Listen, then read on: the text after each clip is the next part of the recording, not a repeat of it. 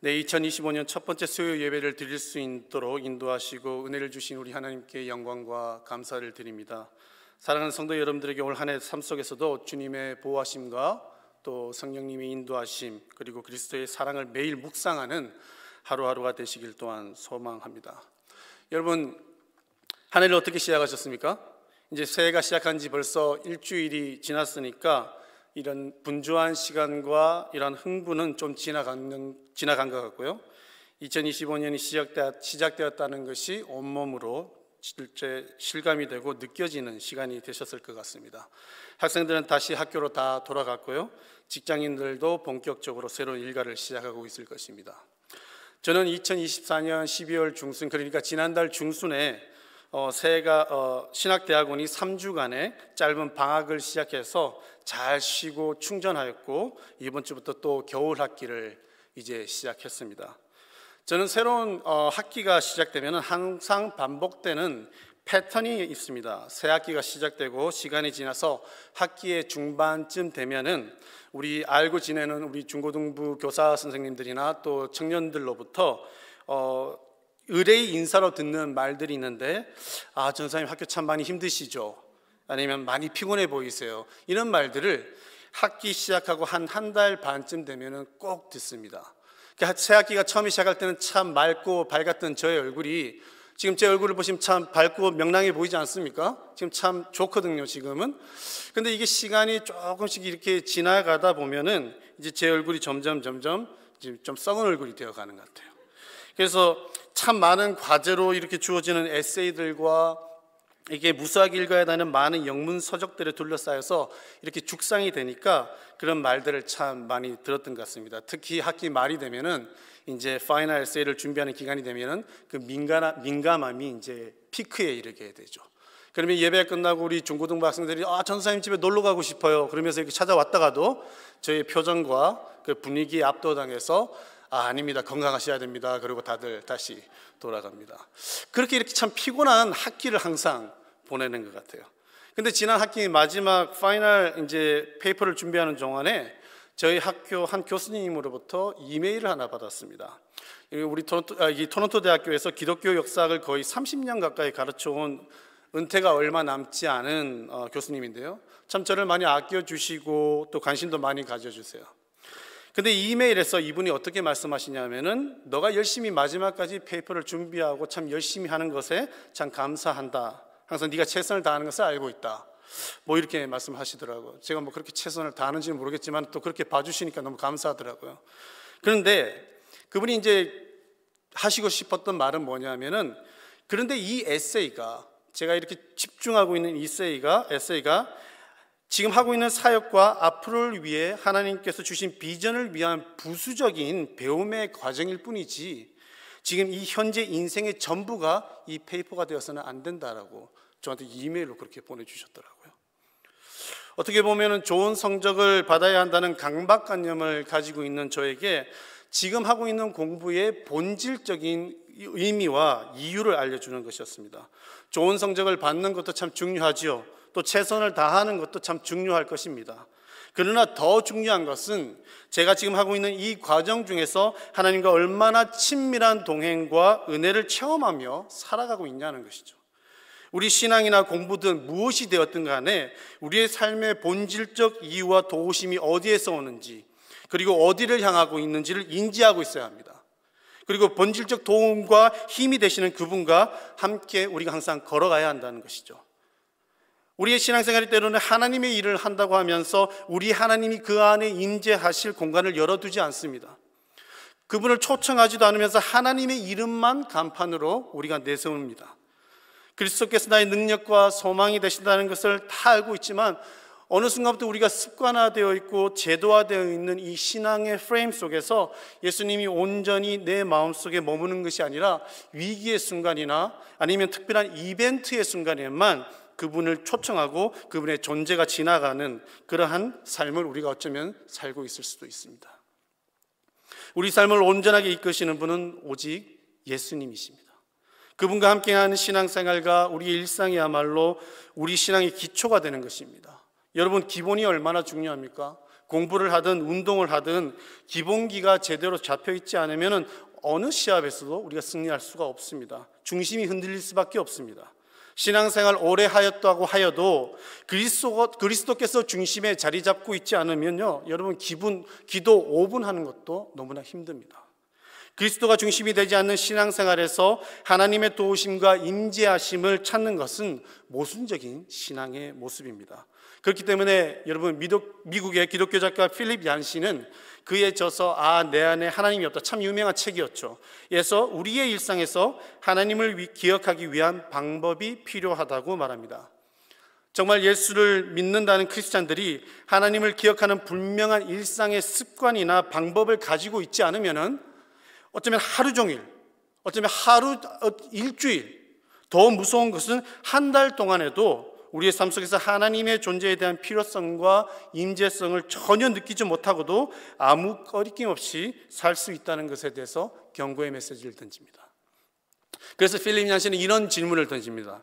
어떻게 하면 우리는 이스라엘 백성들이 걸렸던 기억상실증에 걸리지 않을 수 있을까? 어떻게 하면 우리는 이스라엘 백성들이 걸렸던 이 기억상실증에 걸리지 않을 수 있을까? 이스라엘 백성이 광야에서 얼마나 많은 하나님의 능력과 은혜를 보았는지 너무나 잘 아실 것입니다. 그러나 그들은 보이지 않지만 그들과 늘 함께 하셨던 능력의 하나님에 대한 신뢰보다 눈에 보이는 모세에게 철저하게 의지했고, 잠시만 부족함을 만나면 항상 불평과 불만에 쌓여 있었습니다. 기억상실증에 걸리는 거죠. 이러한 물음을 통해서 매 순간 하나님을 기억하고 그분의 임재함을 경험하며 걸어가는 삶의 중요성에 대한 메시지를 필립 얀시는 던지는 것입니다. 그렇다면 우리는 어떨까요? 지금 우리는 일상생활 속에서 그리스도가 우리와 함께 하심을 믿고 그분을 의지하며 담대하게 살아가고 있냐는 것입니다. 저는 이 질문과 함께 요즘 제가 묵상하고 있는 여호수아서를 생각해 보게 되었습니다. 여러분, 여호수아 하면 어떠한 것이 떠오르십니까? 여호수아 하면 그의 용맹함, 담대함, 신실함 아니겠습니까? 모세의 뒤를 이어서 이스라엘을 가나안에 정착할 수 있도록 인도한 지도자가 바로 여호수아입니다. 근데 여러분, 이상한 것은 여호수아서를 가만히 보면 1장 1절에서 9절까지의 말씀을 읽어보면요, 하나님께서 모세가 죽은 후에 그의 뒤를 이어 지도자로 세움을 받은 여호수아에게 강하고 담대하라는 말씀을 무려 3번에 걸쳐서 계속해서 하심을 목격할 수 있습니다. 1장 6절 한번 보면요, 강하고 담대하라고 말씀하십니다. 이제 1장 7절 가면 약간 하나님께서 톤이 높아지기 시작하는 것을 느껴요. 오직 강하고 극히 담대하여. 이제 1장 9절 한번 볼까요? 내가 네게 명령한 것이 아니냐, 강하고 담대하라, 두려워하지 말며 놀라지 말라. 여러분, 이 세 개의 구절을 보시면서 어떠한 하나님의 톤의 변화를 느끼십니까? 그 담대하고 용맹했던 여호수아가 정권을 이어받고 새로운 땅으로 나아가야 하는 이 중요한 순간에 어쩌면 강하고 담대하지 못하다는 것을 우리는 하나님의 주신 말씀을 통해서 엿볼 수 있을 것 같습니다. 하나님께서 무려 3번에 걸쳐서 그를 격려하시면서 또한 강하게 말씀하십니다. 여러분, 여호수아는 하나님의 놀라운 능력과 은혜를 분명히 경험했던 사람입니다. 출애굽기 17장에서 이스라엘이 르비딤에서 아말렉과 전쟁을 할 때 모세가 산 위에서 손을 들고 있으면은 이스라엘이 이기게 되고요, 모세의 손이 내려가게 되면은 아말렉이 이기게 되는 그런 영적인 전투의 현장을 여러분도 잘 아실 것입니다. 그때의 산 아래에서 아말렉과의 전쟁을 진두지휘했던 그 백성들을 이끌었던 사람이 바로 여호수아였습니다. 그리고 그 전쟁이 끝나고 나서 하나님께서 모세에게 어떻게 하라 그러셨냐 하면은 출애굽기 17장 14절에 보면요, 여호와께서 모세에게 이르시되 이것을 책에 기록하여 기념하게 하고 여호수아의 귀에 외워 들리라라고 말씀하셨습니다. 이것을 그냥 하나의 이벤트로 지나가게 하지 말고 이 전투의 승리를 이끄신 하나님을 매일매일 묵상하며 기억하라는 말씀이죠. 어디에서 승리가 왔으며 모든 영적, 육적 전쟁이 누구에게 속한 것인지를 알기를 하나님께서 원하셨던 것입니다. 이것은 주님께서 우리에게 살아있는 성경 말씀을 매일 묵상하라고 하신 것과 같은 의미일 것입니다. 그분의 말씀을 깊이 있게 매일 영혼의 양식으로 우리가 받아들임으로써 누가 우리 삶의 인도자이시며 주인 되심을 알고 살아갈 수 있다는 것이죠. 이 세상 속에서 어떠한 풍파가 닥쳐오더라도 하나님이 말씀해 주시는, 하나님이 말씀이 약속하신 것들을 우리가 매일매일 묵상하며 기억하면서 우리가 이 땅 가운데서 살아가며 도전하며 나아간다는 것이죠. 그런데 여호수아 1장에서 그 담대하던 여호수아가 두려워하고 있었다는 것은 여러분 무엇을 의미할까요? 어쩌면 여호수아가 이 사건 이후에 40년의 광야 생활 속에서 점점 제도화되어 있고 관습화되어 있는 일반적 신앙생활에 빠져들었을 수도 있다는 것입니다. 본질적으로 우리가 바라보고 매일 묵상하며 교제해야 하는 하나님과의 동행이 아니라 군중 속에서 자신을 이끌어가는 눈에 보이는 모세와 그의 지팡이를 아마 바라보고 있었을 수도 있습니다. 그리고 어느 순간부터 이스라엘에게 베푸신 능력의 손길의 원천이 하나님이심을 기억하지 못하는 아마 신앙의 기억상실증이 걸린 군중의 한 사람이 되어가고 있었을 것입니다. 우리는 매일 주 예수 그리스도를 묵상하며 그분을 의지하며 살아가야 합니다. 아말렉과의 전투에서 왜 하나님께서 모세에게 이 사건을 여호수아에게 들려주고 기억하라고 하셨을까요?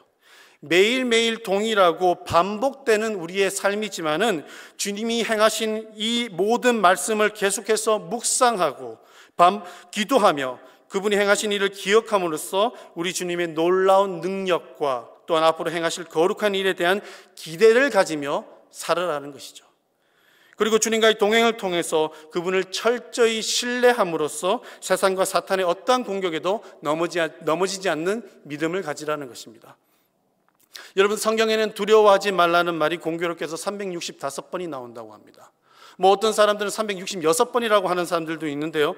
여러분, 이것이 어쩌면 우리가 우연의 일치라고 할 수도 있지만은 이것은 1년 365일 두려워하지 말라는 하나님의 말씀이 주시는 교훈이라고 우리는 생각할 수 있을 것입니다. 우리가 매일매일 치열한 이 땅 가운데서 영적인 전투 가운데 있다면은, 그 현장에 있다면은 그 두려움을 이겨낼 수 있는 힘을 주시는 우리 여호와 하나님을 1년 365일 매일매일 찾으라는 거죠. 한때의 신앙적으로 용맹했던 경험만 가지고 살아가는 것이 아닙니다. 우리는 매일 새로운 환경, 유혹, 시험이 몰려올 때에 두려워하며 넘어질 수 있는 연약한 존재들이기 때문에 우리에게 힘을 주시는, 그리고 우리를 보호하시는 주님의 은혜 안에서 담대하게 나아가야 한다는 것입니다. 내가 가지고 있던 한 번의 경험과 그리고 하나님과의 친밀한 한 번의 교제가 너무 뜻깊어서 거기에 너무 빠져버리게 되면은 계속해서 현재의 삶 속에서 간구해야 할 그리스도를 우리는 찾지 않을 수 있습니다. 필립 얀시는 그런 의미에서 이런 말을 합니다. 신앙생활을 하다 보면 하나님을 긴밀하게 만나는 순간들이 있다. 하지만 우리는 그 경험을 표준으로 삼아 의지해서는 안 된다. 여러분, 저는 이 말에 크게 공감을 합니다. 내가 한때 학생회 회장이었는데, 내가 한때 청년부 회장이었는데, 내가 한때는 얼마나 많은 교회 일을 했는데 나는 예전에 성령의 임재하심을 경험했던 적이 있다면서 자신감 있게 말하는 사람들이 있을 것입니다. 물론 그러한 경험은 우리 신앙생활의 중요한 요소가 됩니다. 그러나 그것이 우리와 예수 그리스도의 관계를 계속해서 보장해 주는 것은 결코 아닙니다. 오히려 우리를 신앙의 매너리즘에 빠지게 만드는 요소가 될 수 있다는 것이죠. 지금 우리가 신실하게 그리스도와 동행하며 그분을 매일매일 묵상하며 의지하며 살아가고 있는 것이 중요한 것이지, 과거의 경험과 체험이 표준이 되어서 거기에 심취한 그러한 신앙생활을 해서는 안 된다라는 것입니다. 여러분, 저는 알버타에서 20년을 살다가 하나님의 부르심과 함께 뒤늦게 이렇게 토론토로 왔습니다. 그때 하나님께서 저를 처음에 부르셨던 그 은혜의 순간은 지금도 저에게 잊혀지지 않는 감동으로 남아 있습니다. 그래서 토론토에서 새로운 사람들을 만나거나 아니면 학교에서 신학생들끼리 여러 이야기를 나눌 때 저는 항상 제 자신의 그 부르심의 순간을 많이 나누곤 했는데요. 근데 제가 그 부르심의 이야기를 계속 나누다 보니까 점점 저 자신의 이야기에 도취되어 가고 거기에 빠져 있는 저 자신을 발견하게 되었어요. 막 부르심을 받았던 그 감동 이야기를 하다가 저도 모르게 한편에 드라마를 쓰고 있는 저 자신의 모습을 가끔씩은 보게 되더라고요. 그런데 아이러니하게도 신앙적으로는 그렇게 발전이 없는 모습을 제가 가끔씩 이렇게 목격하면서 충격을 받은 적이 있습니다. 지금 제가 그렇다는 것이 아닙니다. 예전에 그랬다는 것이죠. 그래서 저는 더 이상 누구와 이런 이야기를 할 때 저의 부르심에 대한 이야기를 하지 않습니다. 누군가 저한테 이렇게 부르심의 이야기는 이제 저만의 기억과 감동으로 그냥 내려놓고요. 저를 부르셨던 순간보다는 중요한 것은 내가 지금 얼마나 그분과 철저하게 동행하고 있는가, 그리고 그 부르심에 합당한 삶을 살고 있는가, 그러한 것에 대해서 더 집중을 하면서 제가 신앙생활을 하려고 노력하고 있습니다. 여러분, 그래서 지금은 어떨 때 어떤 분들이 알버타에서 왜 토론토로 이렇게 왔냐고 물어보면요, 그냥 추워서 왔다고 그러고 맙니다. 추워서 온 게 사실은 일정 부분 사실이기도 하고요.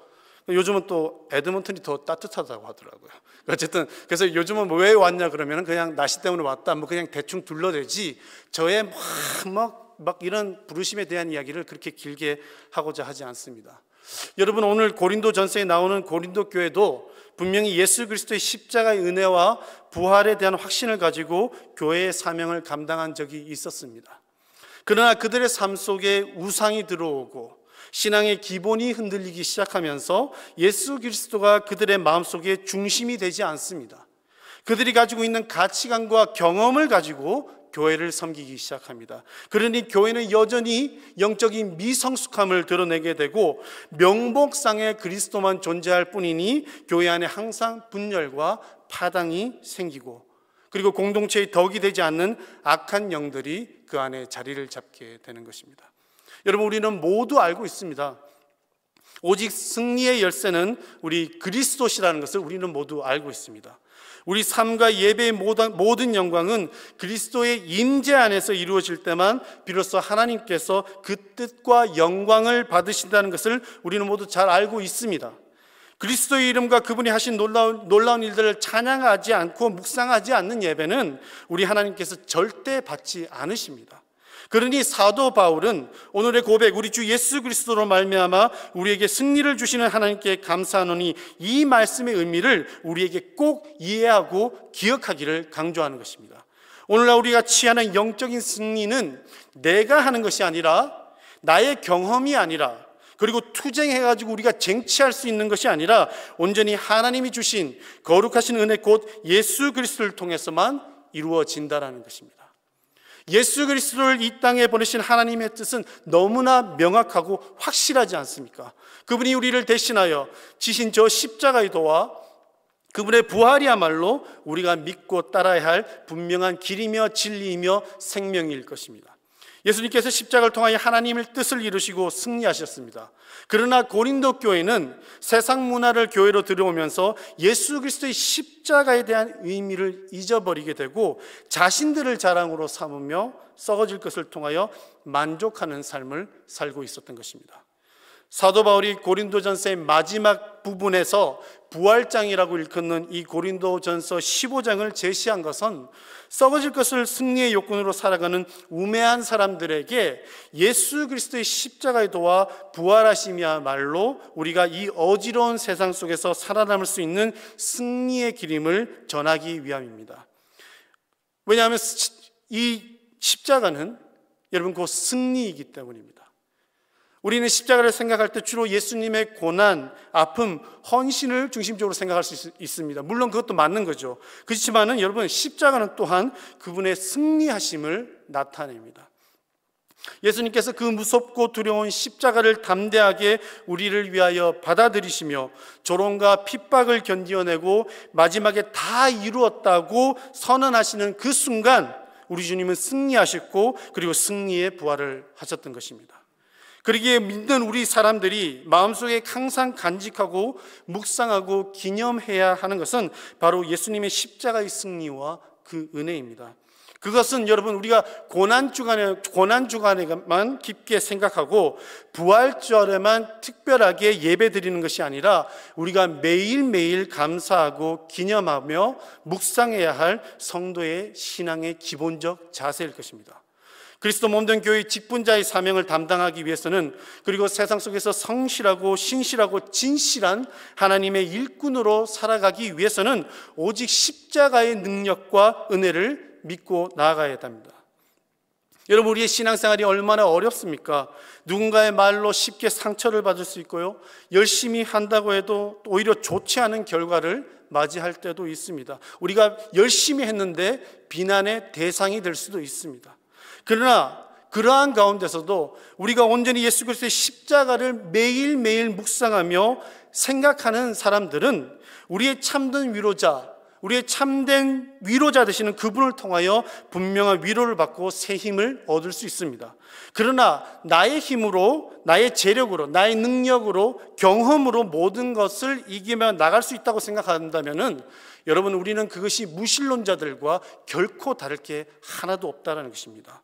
그러한 사람들은 정말 미세한 작은 공격만 와도 쉽게 넘어지게 되고요, 사람들을 원망하게 되고 교회를 원망하며 주님을 원망할 수 있다는 것입니다. 그리스도의 십자가를 묵상하는 삶은 우리가 스스로 찾아야 하는 중요한 실천입니다.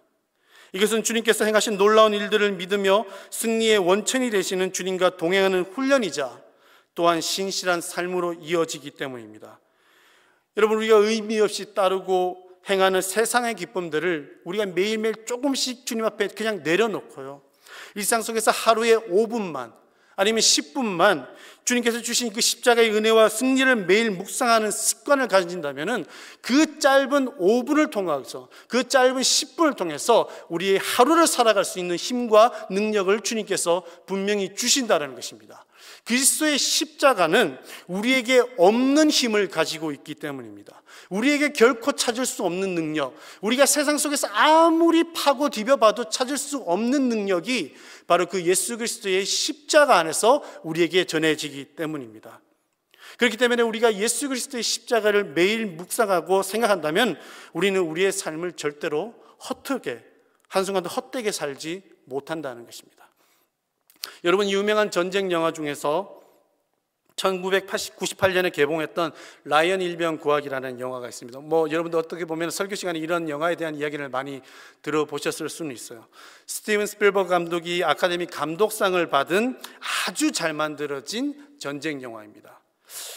많은 분들이 이 영화를 보셨을 거예요. 저도 오래전에 이 영화를 본 적이 있지만 이번 방학 기간 동안에 다시 한번 넷플릭스로 이 영화를 우연히 보게 되었습니다. 라이언이라는 라스트네임을 가지고 있는 한 가정에 4명의 형제가 모두 2차 세계대전에 세계 여러 곳의 전투 현장에 투입되게 됩니다. 그러나 안타깝게도 이 4명의 형제 중에서 위로 3명의 형제가 이 전쟁 중에 사망하는 비극이 발생하게 됩니다. 그리고 이 사실을 알게 된 미 육군 참모총장이 라이언 형제의 어머니에게 이 아들의 비극을 전하면서 한 가지 결심을 하게 되는데요, 그것은 뭐냐면은 이제 마지막 남은 막내 아들 제임스 라이언을 무조건 살려서 절망에 빠진 라이언의 어머니에게 돌려보내겠다는 것이었습니다. 그리고 당시 노르망디 상륙 작전을 통해서 독일과 격전 중이던 프랑스에 머물고 있던 주인공 밀러 대위와 그의 부하 대원들이 이 라이언 일병을 찾는 작전에 선발이 됩니다. 이 위험한 전쟁터에서, 그리고 프랑스 어디에 있는지도 모르는 일개 한 병사를 구하기 위해서 여러분 8명의 군인들이 그를 찾아 났습니다. 그들은 죽음의 총알이 넘나드는 전쟁의 한복판에서 오랜 시간 끝에 결국 라이언 일병을 찾게 되고요, 그 라이언 일병을 구하는 과정 속에서 이 8명의 대원 중에서 주인공 밀러 대위를 포함해서 6명의 대원이 죽음을 맞이합니다.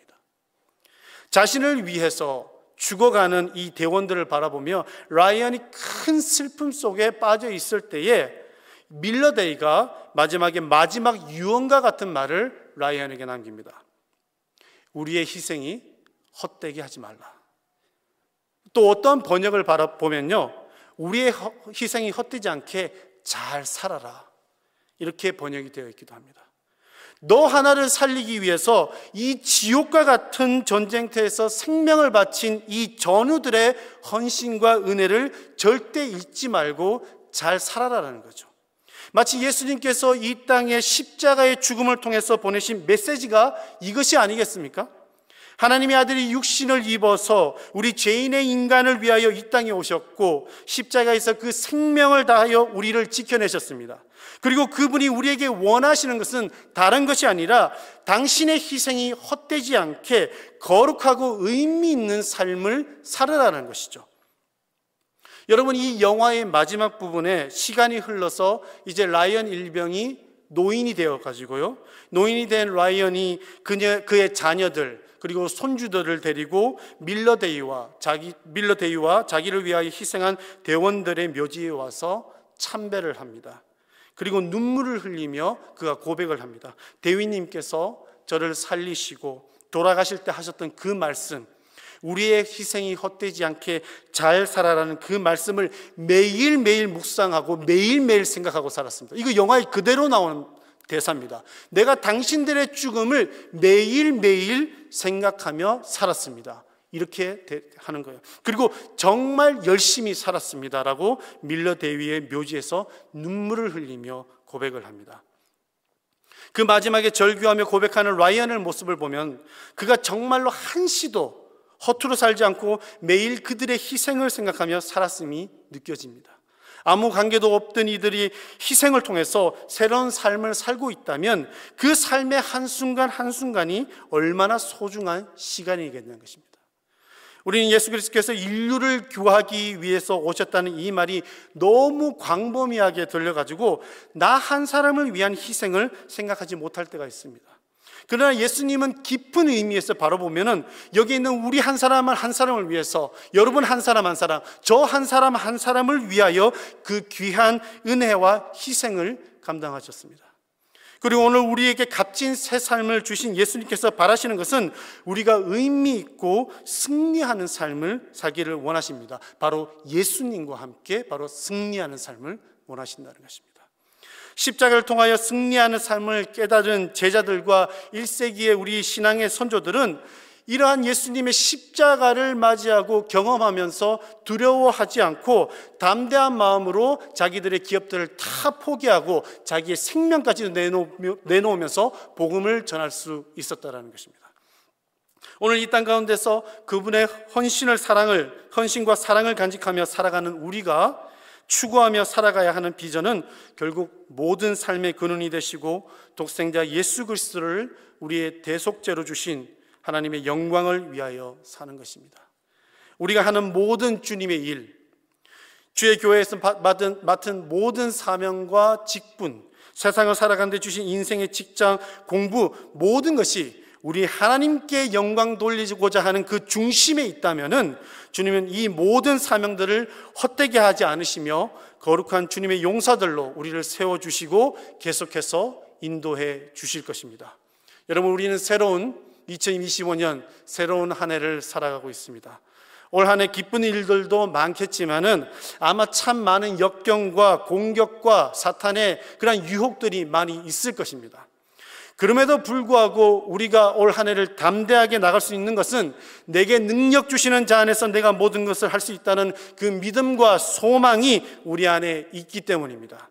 그리고 올 한 해를 우리가 다 같이 이 믿음과 소망을 가지고 출발한다면은 우리가 정말 바라야 하는 것은 올 12월 시간이 지나서 우리가 다시 한번 2025년을 돌아봤을 때 우리가 담대하게 하나님에게 그렇게 고백할 수 있다는 것입니다. 하나님, 정말 제가 2025년 참 잘 살았습니다.